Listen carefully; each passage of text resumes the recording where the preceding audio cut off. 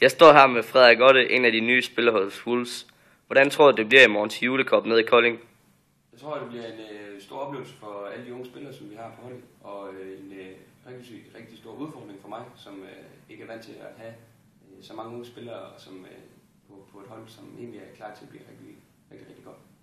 Hvordan ser du Wolves chancer for medaljer?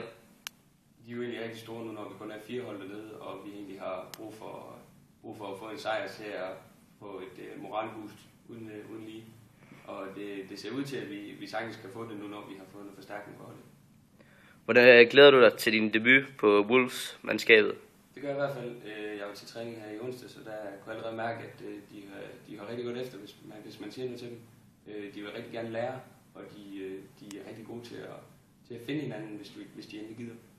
Okay, vi siger tak.